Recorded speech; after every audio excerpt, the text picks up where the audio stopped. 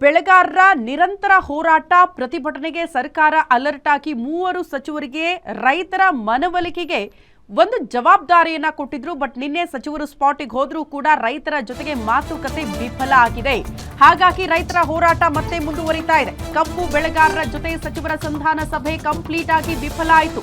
Gurlapur cross ಬಳಿ ನಡೆದ ಸಂಧಾನ ಸಭೆ ಫೇಲ್ಯೂರ್. ಎಚ್.ಕೆ. ಪಾಟೀಲ್ ಅವರಿಗೆ ಜವಾಬ್ದಾರಿ ಕೊಡಲಾಗಿತ್ತು. ರೈತರ ಬೇಡಿಕೆ ಈಡೇರಿಸುವುದಕ್ಕೆ ಸಮಯ ಕೇಳಿದ್ದಾರೆ ಸಚಿವರು.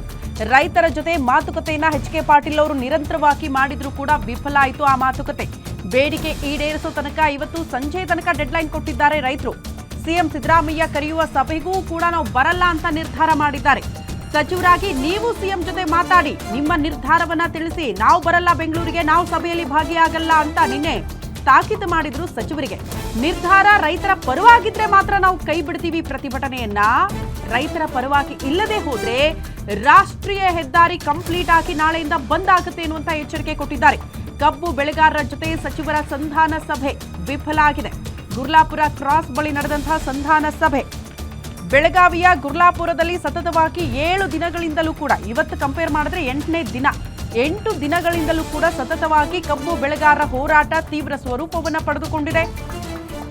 ಹಾಗಾಗಿ ರೈತರ ಮನವೊಲಿಕೆಗೆ ಸರ್ಕಾರ ಎಚ್.ಕೆ. ಪಾಟೀಲ್ ಅವರಿಗೆ ಜವಾಬ್ದಾರಿ ಕೊಟ್ಟಿದ್ರು. ಬೆಳಗಾವಿಗೆ ಹೋಗಿ ರೈತರ ಜೊತೆಗೆ ಮಾತಾಡಿ ಮನವೊಲಿಸಿ ಅಂತ. ಬಟ್ ನಿನ್ನೆ ರಾತ್ರಿ ತನಕ ಕೂಡ ಎಚ್.ಕೆ. ಪಾಟೀಲ್ ಅವರು ನಿರಂತರವಾಗಿ ರೈತರ ಜೊತೆ ಮಾತುಕತೆ ಮಾಡಿಯೂ ಕೂಡ ಈ ಸಭೆ ಅಥವಾ ಮಾತುಕತೆ ಕಂಪ್ಲೀಟ್ ಆಗಿ ವಿಫಲ ಆಗಿದೆ. ಕಾರಣ ಸರ್ಕಾರ ತೆಗೆದುಕೊಳ್ಳುವಂತಹ ನಿರ್ಧಾರಗಳು ಸರಿಯಾಗಿಲ್ಲ. ಬದಲಾಗಿ 10 ಜನ ರೈತರು ಬೆಂಗಳೂರಿಗೆ ಬನ್ನಿ, ಸಭೆಯಲ್ಲಿ ಭಾಗಿಯಾಗಿ, ಸಭೆಯಲ್ಲಿ ನಿರ್ಧಾರ ಮಾಡೋಣ ನಿಮ್ಮ ಬೇಡಿಕೆ ವಿಚಾರಕ್ಕೆ ಸಂಬಂಧಪಟ್ಟಂತೆ ಅಂತ ಎಚ್.ಕೆ. ಪಾಟೀಲ್ ಅವರು ಹೇಳಿದ್ರು.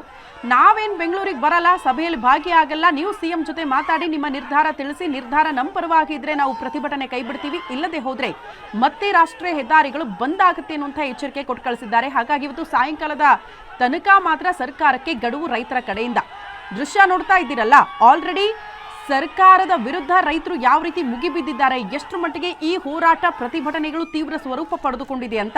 ರಸ್ತೆ ಮೇಲೆ ಮಲಗೋ ಮೂಲಕ ಆಕ್ರೋಶ ಹೊರಹಾಕಿದ್ರು, ಪೊಲೀಸರವ್ರನ್ನ ತಡೆಯೋ ಪ್ರಯತ್ನಗಳನ್ನ ಮಾಡಿದ್ರು. ದೊಡ್ಡ ಮಟ್ಟದ ಹೈಡ್ರಾಮಾ ಅಂತೂ ಸೃಷ್ಟಿಯಾಗಿತ್ತು. ಗೊತ್ತಿಲ್ಲ, ಇವತ್ತು ಸಂಜೆ ತನಕ ರೈತರ ಪರವಾಗಿ ನಿರ್ಧಾರ ಇದ್ರೆ ಓಕೆ, ನಾಳೆ ಈ ಪರಿಸ್ಥಿತಿ ಕೈ ಮೀರಿ ಹೋದ್ರೂ ಕೂಡ ಆಶ್ಚರ್ಯ ಪಡಬೇಕಾಗಿಲ್ಲ. ರೈತರು ಅಂಥದ್ದೊಂದು ಎಚ್ಚರಿಕೆ ಕೊಟ್ಟಿದ್ದಾರೆ.